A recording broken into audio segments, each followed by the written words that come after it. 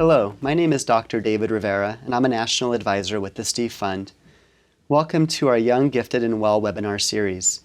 Today's topic is Intersectionality and Mental Health for Students of Color, and I'm joined by my colleague and friend, Dr. Jioni Lewis, who is an expert in intersectionality. After watching this webinar, you will be able to articulate the definition of intersectionality and how to apply it on college campuses, identify educational and mental health disparities for students of color created by intersectional oppression, describe how intersectional oppression influences the mental health of students of color on college campuses, and articulate recommendations for addressing intersectional oppression on college campuses.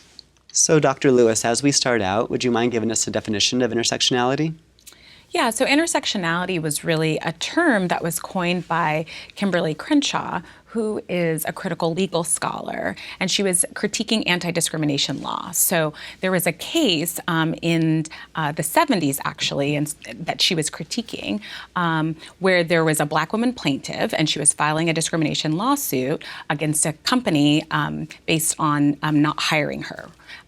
But what the problem was is they weren't able to see the intersection of the racial and gender discrimination that was at play there. So basically, the company felt like, well, we've hired women, but all they had hired were white women. And then they also said, well, we hire African Americans, but all the African Americans were men. So Black women were really caught in the intersection of racial and gender discrimination. And so their experiences were made invisible in that case.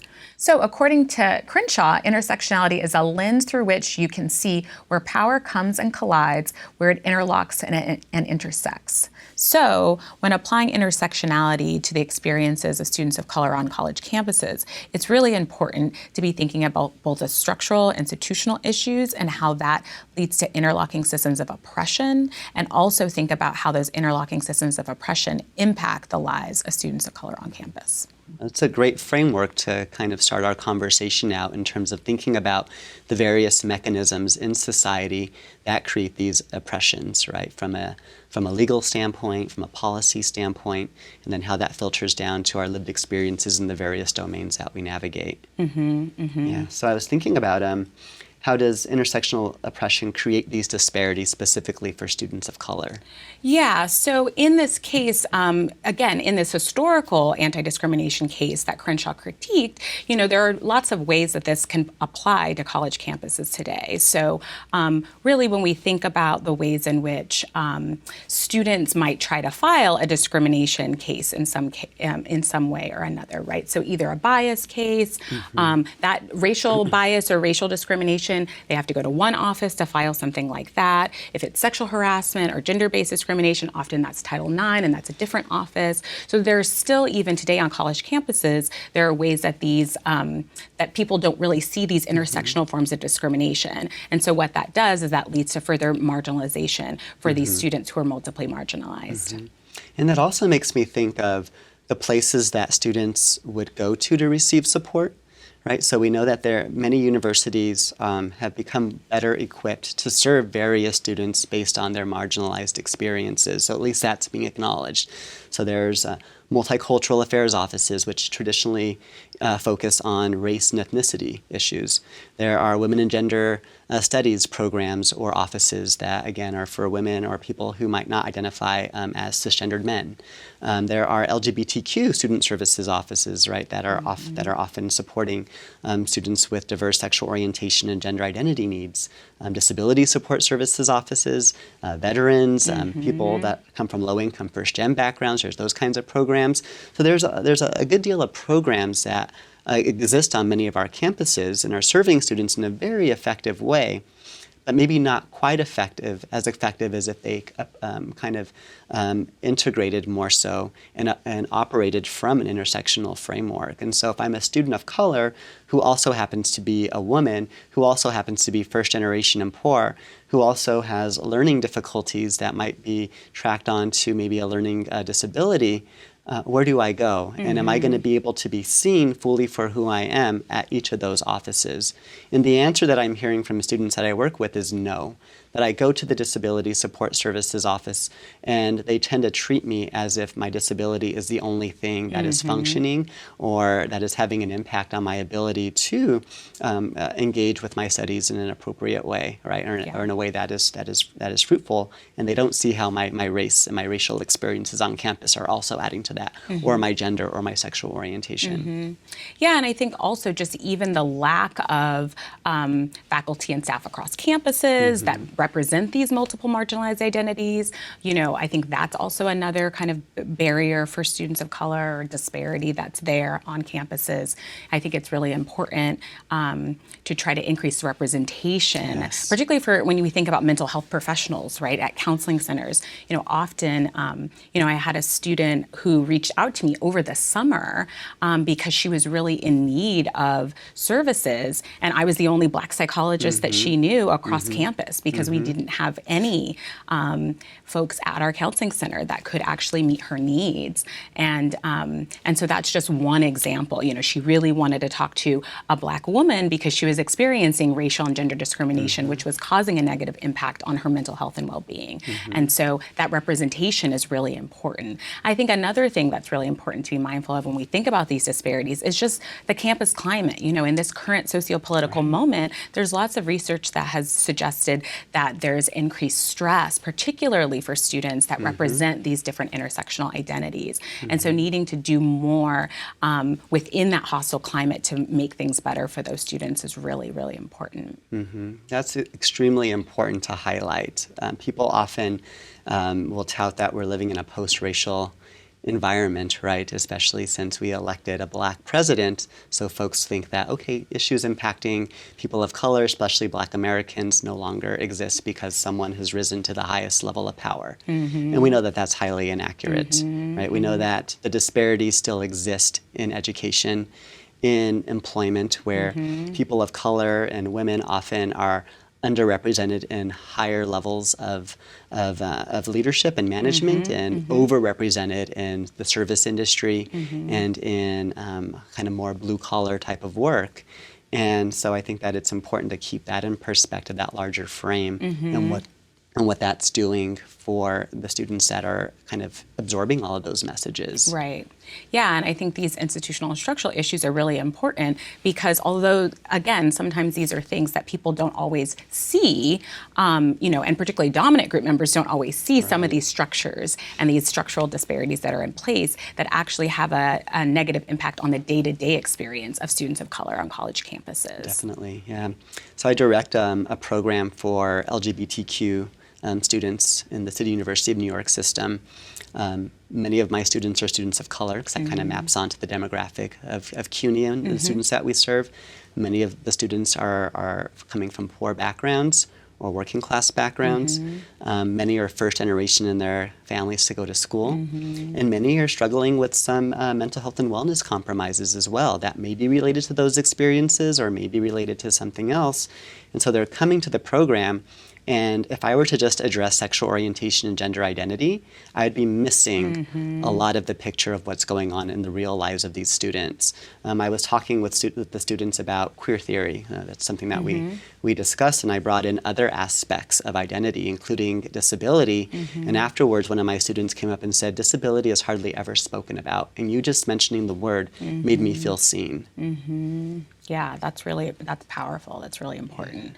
And I think that representation, right? So being able to come as our whole selves as faculty or staff on campuses and being able to represent those parts of our identities, I think is also very important because that's important for students to see their representation. Yeah, definitely. I was thinking also about, so we're talking about some of these structural issues that kind of create some additional stress, right, for students of color, some issues on college campuses that impact the campus climate in a negative way. So what are these structures and what is this hostile campus environment that many students of color find themselves navigating? How does that impact kind of their wellness and their well-being? Well, yeah, I mean, I think, again, so when there are hostile campus climates, if there's racism, sexism, heterosexism, homophobia on campuses, that also translates to interpersonal interactions that students are having, both, and microaggressions, right, that students are experiencing, these kind of day-to-day experiences that sometimes are difficult to identify, sometimes unintentional, right, acts of bias that happen. But these things are things that would happen in the classroom often, right? So there's a lot of research on microaggressions, and students experience these in their classes, not only from peers, but also from their faculty or staff or other people across campus that they're interacting with. And I think that there's a lot of research that shows these things have a very negative impact. So both on various aspects of mental health, so experiencing a greater frequency of microaggressions leads to greater psychological distress, depression, anxiety, post-traumatic stress symptoms, and then also lots of physical health impacts as well. So poor sleep, often chronic stress. I've done some research looking also at cortisol levels that's just linked to chronic stress. So there are these ways that physiologically in the body, right, students are having an impact. This chronic stress is impacting academic functioning and a whole host of other things. Definitely. And it also leads to turning to maladaptive coping mechanisms to deal with this stress, such as alcohol and substance use, right? And I think that society doesn't do a good job conceptualizing why people turn to substances. It's often demonized. It's often thought of as a willful choice that people are making when it's often a response to the adversities that someone's experiencing, where they want to just be in a different state of mind, feel something different. That's why folks use substances often, right? And so it can lead to a whole host of things that you mentioned. The help-seeking behaviors are decreased also when more microaggressions are experienced in one's climate. So it can really have detrimental impacts. Yeah, and I think for students of color, particularly students of color who might also be LGBT students or undocumented, there's also a decrease in sense of belonging to that college campus and that community when you're experiencing greater microaggressions on your day-to-day life. These things make students feel less welcome, invisible, marginalized, and that does not make students, that does not help retention efforts, right? That actually negatively impacts retention. Right. And so if the university or the college isn't doing its job in terms of making sure that all the students that they welcome onto campus are truly welcomed, truly served, truly affirmed, and truly seen, they're not doing their job. Yeah. Right? And that's what we're seeing. That's what our students are telling us. Yeah. I'm not truly being taken care of for who I fully am. People might choose to see my race, and maybe that gets affirmed in some ways, but that comes at the cost of my gender or my sexual orientation or my ability or my socioeconomic status kind of being undermined or rendered invisible.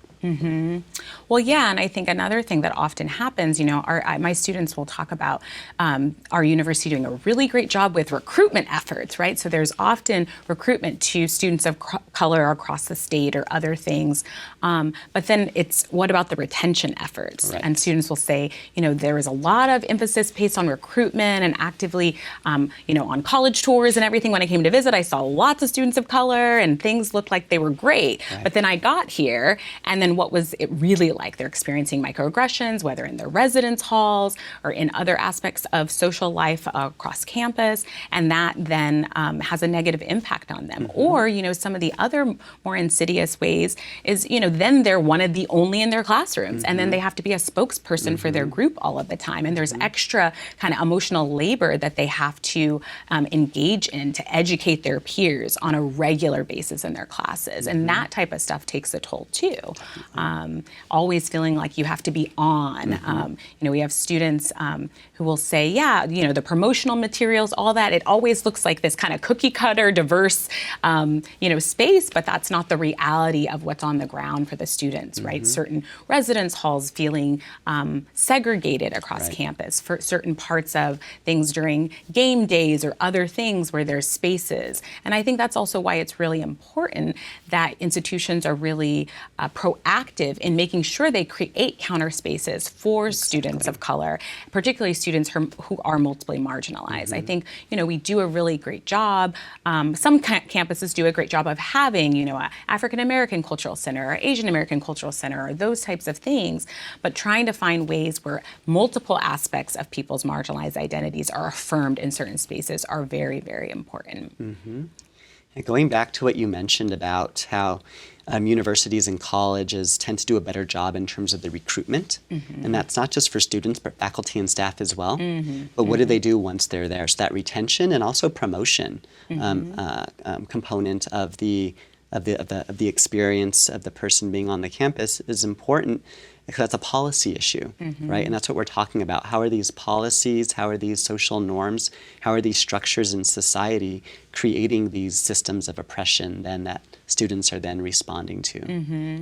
I was recently, or a few years ago, at a talk, and I think you were there as well, with Professor Crenshaw, came to the American Psychological Association, graced us with their wisdom. And one concept that I walked away with was this idea of dignitary harm that she mentioned. She mentioned it in the context of when somebody isn't truly or fully seen or affirmed for all of the components of their identity that make up who they are, all those things that we kind of pride ourselves with, or we find that are salient to how we understand the world around us, that can then eat away at someone's sense of self-worth, which is really what dignity is, right? That idea that we deserve good things to happen to us. And if I'm a student, that means I deserve to, flourish in my accounting or chemistry or psychology degree. But what if I don't have professors that look like me? Right. And we know there's huge disparities there. Only 4% of professors identify as Latino, which is my identity, right? And so if you're not seeing mirrors of yourself or these reflections of yourself in the community that you're embedded in, that's going to send a message about your true belonging there, right? And it's going to obscure possibly your ability to actually see yourself in that profession. Yeah, definitely. And I think, and seeing yourself at multiple levels of the leadership at the institution, right? So I think at all levels. So for students, I think when they might see one or two faculty of color that they've been taught by through their whole time. I teach an African American psychology undergraduate course, and my students will say, like, this is the first time I've had an African American woman professor, and they're taking my class their senior year.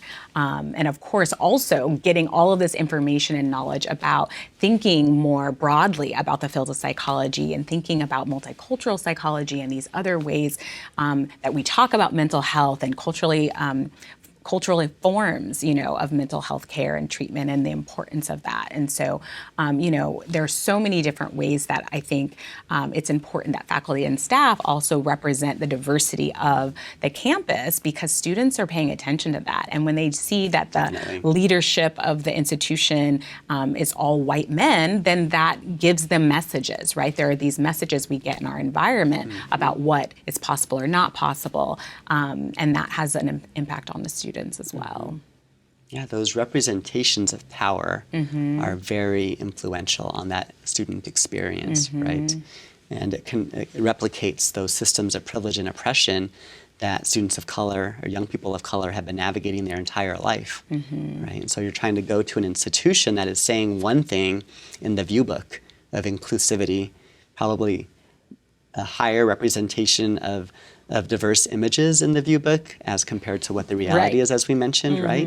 And so people are often being fooled into this context that they think is welcoming when it's really not. Yeah, I've done some focus groups with students on microaggression experiences, and the word that students have used is hoodwinked, that they felt hoodwinked, like, oh, I thought it was this very diverse place, and then I got here, and it's such a different experience, and they feel like somebody pulled the wool over their eyes, and I think that leads then for students who want to transfer to a different institution that they feel like is more affirming of their multiply marginalized identities. I think that institutions often have this ideal of what they would like to be, right? And that can be based off of maybe external factors or pressures of society saying that we need to be more kind of socially just in many ways, or it can maybe truly come from some values that the institution has. but it's often not reflected in reality. And I think that's because those structures that have been in place since the institution was created, an institution that was created primarily for white middle-class heterosexual men, right? It's only been in the past few decades that women and people of color have been, and people with disabilities as well, have been more readily welcomed on college campuses. Yeah. So it's still relatively new. And those old structures are still very much well in place, and they have not changed. Yep. Yeah, definitely.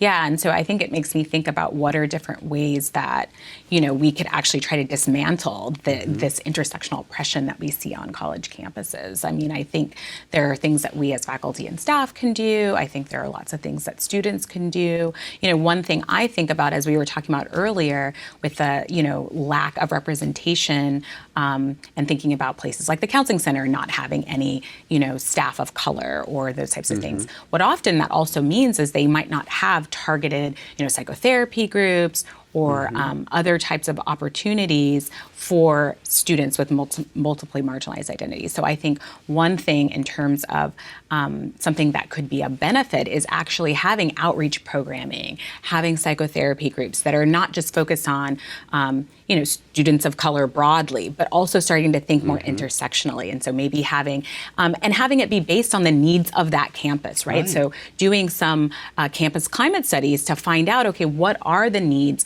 of students with multiply marginalized identities? So if it's, if it's students of color and LGBT students are talking about having negative experiences on that campus, then that means that LGBT students of color are really probably having negative experiences. And so let's do more targeted interventions and create targeted programming for those students with those multiple forms of oppression. There's lots of things that I think could be done more in that vein, if we really are trying to think about policies that might have a negative effect on, again, these multiply marginalized groups, because that's the thing that's often invisible, are these intersectional forms of oppression. Yeah, one thing I had wanted to mention is it's important that, as you mentioned, that the university does do a very careful study of what are those unique needs that are happening within that institution, so they can then develop the solutions and interventions that are appropriate.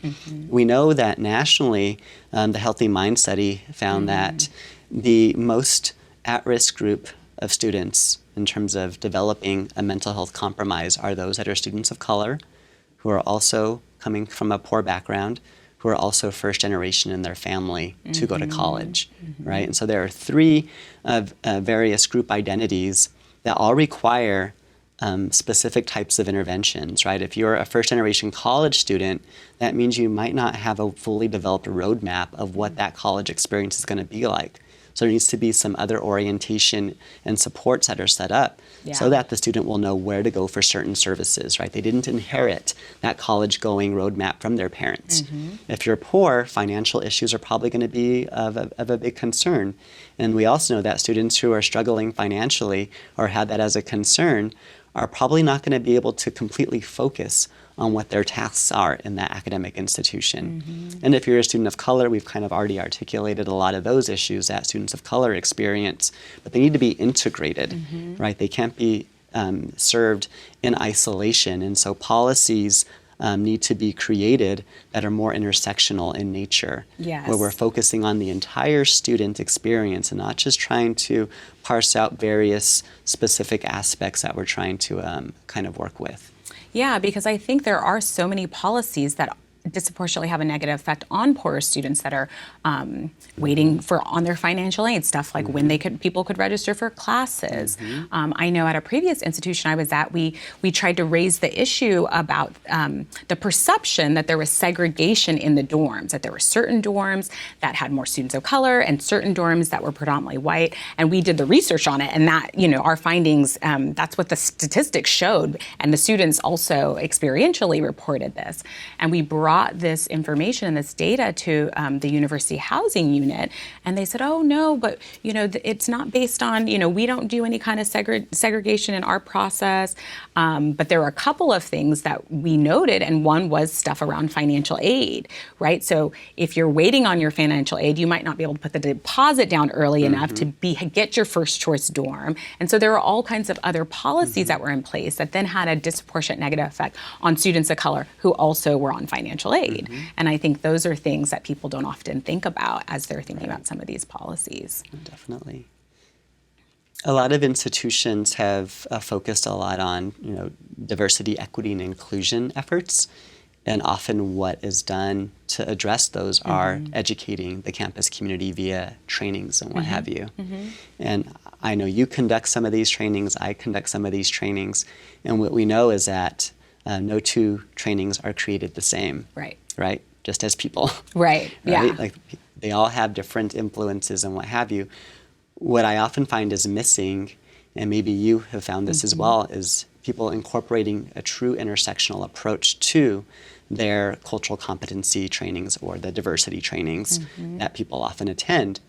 And I think it can be helpful for folks to incorporate an intersectional framework because that'll help folks see the larger structure and how the larger structure is really influencing the development of those norms that then get filtered down into how we then interact with one another. Yeah. I wasn't just born biased, right? I was trained, really, right? I was trained to become biased by society around me.